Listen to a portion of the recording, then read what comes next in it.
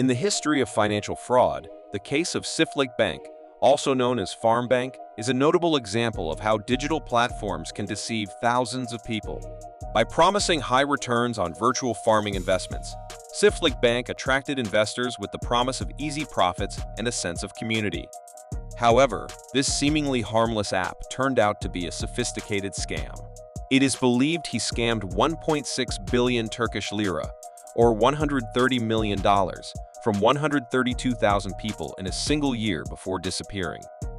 This video explores the origins and downfall of Ciftlik Bank, examining the mechanics of the fraud, its consequences, and the aftermath. Ciftlik Bank was introduced in Turkey in 2016 by Mehmet Aydın, a young entrepreneur with a vision of blending gaming with investment opportunities. The app functioned as a virtual farming game, allowing users to purchase and manage farms, livestock, and other agricultural assets. These games use microtransactions, which may seem small individually but can add up significantly.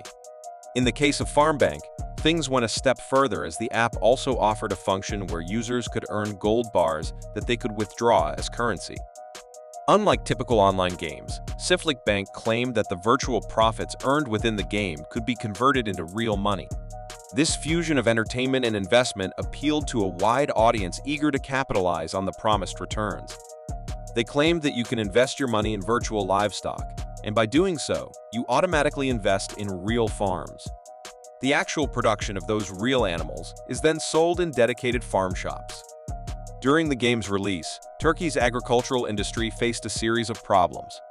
Many people were drawn to the game because they believed it could help revive the struggling industry in the country. However, it was later revealed that the entire app and game was a massive scam. The business model of Ciftlik Bank could have been more complex. Users would invest real money to buy virtual animals and farm equipment. These virtual assets would generate returns over time, which could be withdrawn as real money. The app's user-friendly interface, aggressive marketing, and celebrity endorsements led to rapid popularity. By early 2018, Ciftlik Bank had gained hundreds of thousands of users, and investments were pouring in. It eventually had over 350,000 domestic investors and an additional 150,000 overseas. Ciftlik Bank operated as a Ponzi scheme, which means that returns to earlier investors were paid using the capital from new investors instead of from profits earned by the operation. This model is inherently unsustainable because it relies on a continuous influx of new investments to maintain the illusion of profitability. Ciftlik Bank enticed investors with high returns and bonuses for recruiting new members. Early users did receive their promised payouts, which helped build credibility and attract more investors. However, these payouts were funded by the money from new users rather than any legitimate revenue generated by the virtual farming activities. The app's structure included various levels of investment plans, each promising higher returns. This approach encouraged users to reinvest their earnings into the system, further entangling them in the scam. As more people bought into Ciftlik Bank's promises, the money flowing into the scheme grew exponentially. By early 2018, cracks began to appear in Ciftlik Bank's operations. Users reported delays in withdrawing their earnings, and suspicions started to rise. An investigation by Turkish authorities revealed that Ciftlik Bank was a fraudulent enterprise. In March 2018, the Turkish government froze the company's assets and issued arrest warrants for Mehmet Aydın and other key figures. Aydın, however, had already fled the country, leaving behind thousands of devastated investors. The full extent of the scam was revealed as authorities uncovered that Ciftlik Bank had swindled approximately $130 million from its users within a year before going into hiding. Following this, his wife and some company executives were detained while Aydın was sighted driving a Ferrari in Uruguay. After his location was revealed, someone reached out to Fernando Muslera, who was, and still is, the goalkeeper of the Turkish team Galatasaray, and asked for assistance. According to reports, victims of the scam seeking revenge have offered a $350,000 reward for the capture, dead or alive, of Aydın.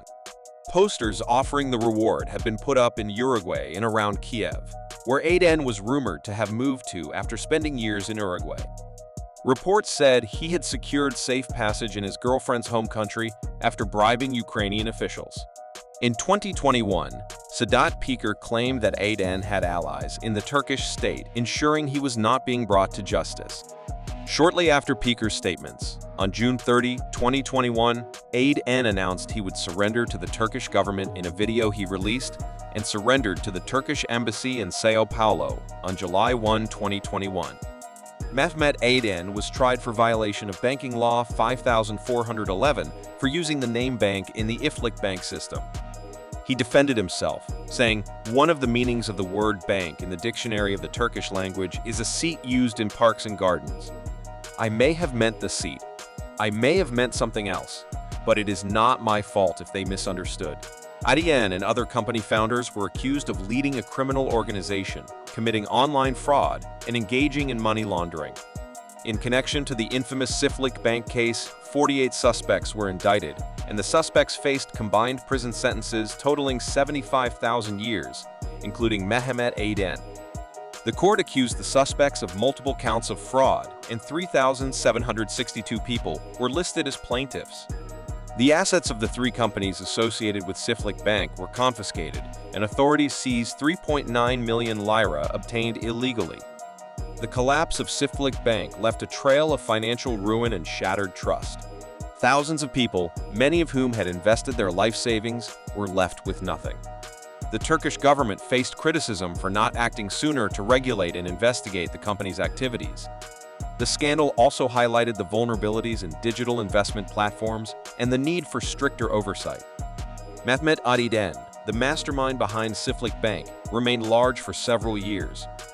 He became a symbol of greed and deception, his whereabouts a topic of intense speculation. In 2021, he was finally apprehended in Brazil and extradited to Turkey to face charges of fraud and money laundering.